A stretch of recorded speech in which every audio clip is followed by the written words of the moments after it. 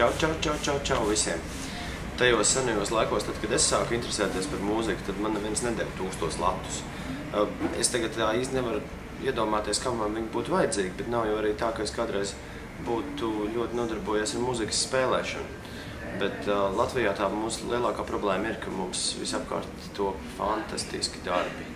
Un ļoti bieži tie darbi paliek kaut kur draugu vidū. Un tev liekas, kas tad ko tad es māku? Vai es esmu pietiekami labs?